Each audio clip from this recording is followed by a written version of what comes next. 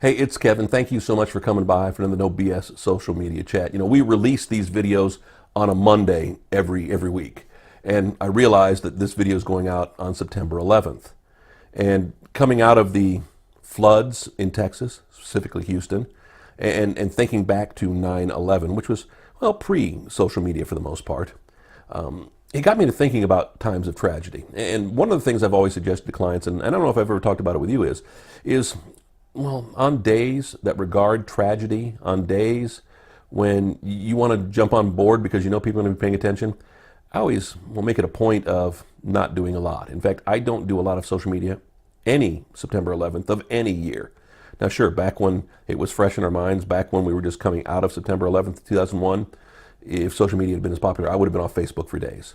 Because I don't think there's anything to gain from talking about it, sending your prayers, sharing your love. I mean, it's one thing to put up a post, we're praying for the folks in Texas and in Houston to recover from the flood. That's great. But we don't necessarily need you to be a news source unless that's what you do. If you're a media personality and news is your business, then go ahead and do that. But if you're a recording artist, if you're a small business, is there really anything to gain? And at the same time, a lot of people on social media are so caught up in what's going on with a tragedy. Whether it's, again, September 11th, here we are 16 years after the fact. It's still one of those days that I've always noticed is kind of a little bit of lull in social media. So I've always just kind of told myself, well, it's not a hiatus day, but it's a slow down day. Now, I'm not saying go away, go dark. It's always good to put up a post for 9/11, to put a post up to tell people where they can get help and to be a part of it. It's nice to put up how to help the Red Cross with Houston and with Texas and everything they've gone through. But then let it go. Don't tell people you have a sale going on. Don't tell people that you got a new album coming out. Don't tell people you're going to be playing a show.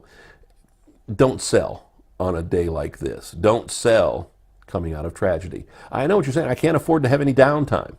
But really you can, because, well, a lot of people are going to think it's crass if you're out there hyping yourself, out there hyping what you're doing around a tragic time. And at the same time, they're not going to be paying attention, because you're not going to get the eyeballs on a post, on a message, on a whatever around a tragic time. And it's funny, as I was looking down at the calendar, I realized we were going to put this up on 9/11. I said, I don't think I've ever really approached this before. I may have touched on it time or two again, but really, there's sometimes to know when to kind of lay back.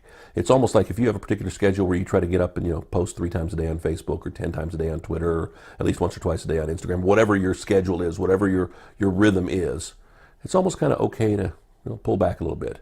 Maybe you're only going to tweet 2 or 3 times. Now, again, not to say you can't tweet out those messages you normally would tweet, but make sure it's almost in the background, because I'll be honest with you, people aren't looking for it. People aren't interested.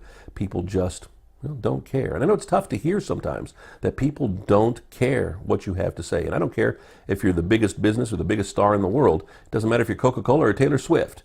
It's always good on a day like 9/11, on a day after a tragedy. Again, it's one thing to spread your love, support, thoughts, pass on messages how people can help. That's a great thing. That's a way to be engaged and be involved and show you care, to show you're a mensch, to show you're human. But at the same time, just sit back then, relax. Whatever you're going to post, it'll wait for another day. Whatever Instagram picture you're going to take, you can double up the next day or the next day after that, or whenever it's time. And you'll get a good feel for when it's time to be okay. I remember years ago after 9/11, Saturday Night Live didn't know what to do. And then the episode where they came back, where they had Paul Simon play and where Mayor Giuliani was on it, and they asked the question, is it okay to be funny? And the joke was, well, what have you ever been funny? But yes, it was important at that point that they'd waited long enough. They'd waited for time to be able to come back, because they knew they couldn't just be funny out of the box. The NFL decided at that time to take a week off, and baseball took some time off, all because games aren't important at that point. Life, humanity, those are the important things, and those are the things we need to think about. So on a day like today, kick back a little bit. Again, don't stop. You don't need to stop, especially when 9/11 was 16 years ago.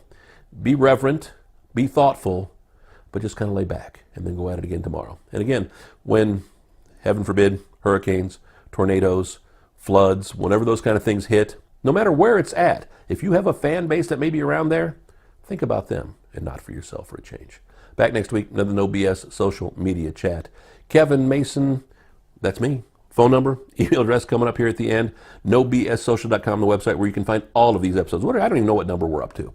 We've done hundreds of these things by now, but we'd love for you to come back again next week and see us again. You want to get a hold of me? Yes, Kevin Mason. That's who I am. My email address, my phone number here coming up at the end of the video. Thanks so much. Have a good day. Take care.